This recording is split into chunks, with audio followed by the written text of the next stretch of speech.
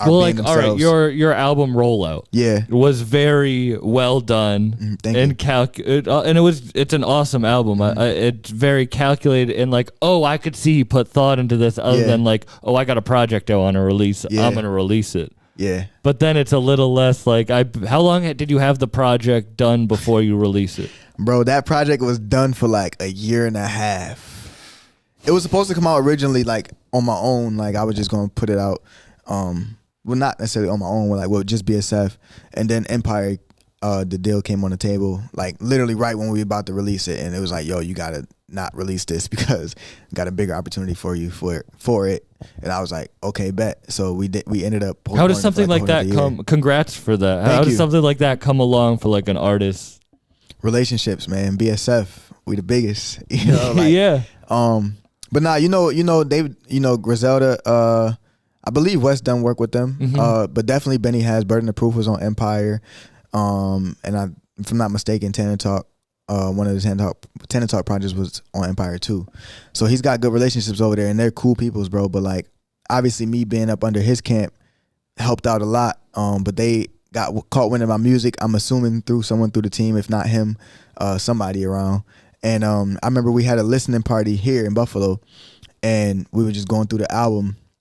And he called me over, like, if I'm not mistaken, somebody got a video of this somewhere. I feel like somebody caught this on video and sent it to me, but I gotta find it. But like Benny called me over, was like, yo.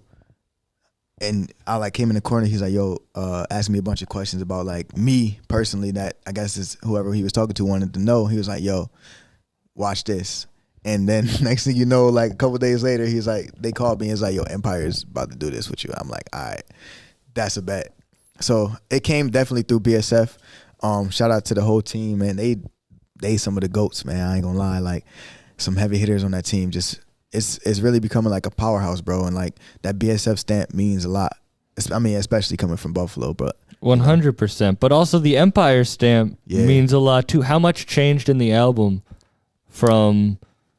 Honestly, bro, like they just let me do me. And that's why I was rocking with it, because it's like it wasn't like a situation where they tried to come in and like infiltrate everything and be like, yo, you got to do this, do that, do that. It was like, nah, like we've already heard what you got. We know you're talented.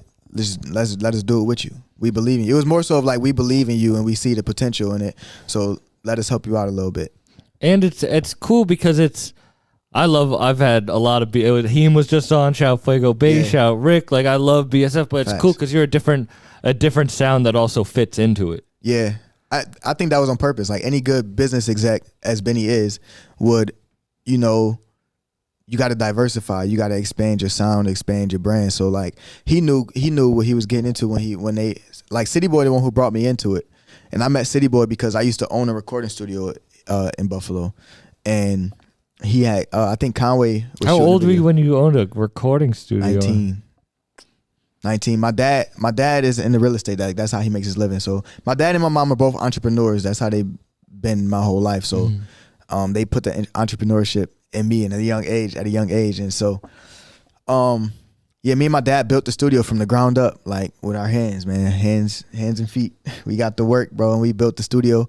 And I just learned everything that I took everything that I learned from K Code and brought it with me. It was like, okay, I got enough. I could do this. Like, you know. How did you stay with your sound? Like not then, you know. Yeah, I feel like just always be yourself, bro. Like, and you were you said you played instruments. Yeah, I play instruments too. So like that plays a big role in like my production and stuff, because I produce my beats as well. So like when I'm making my beats, you'll notice that, like if you did you produce that? Yeah.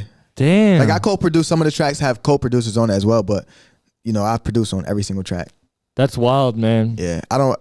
It's very rare, if ever, that I let a track come through that gets all the way finished and I don't have any production on it.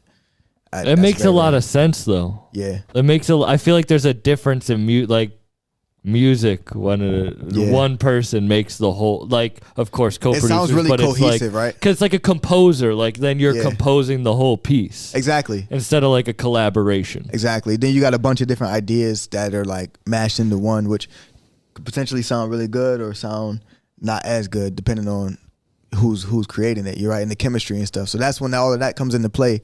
Sometimes I feel like it's a lot easier for me to just this is what I know what I want it to sound like. I know how to make it sound like that. So why wouldn't I do it? You know. So it's just like I said, I learned how to produce out of necessity as well. Which I was already playing instruments, but it was just like I learned how to record it, so I could make my own music and I could rap on it. I could sing on it. I could do whatever I want on it. I could mix and master it myself. So it was just like I became like addicted to learning. I'm a huge learner, bro. Like any information that I can learn, I know so much information that you be like, why do you even know that? And I'd be like, bro, I don't even know.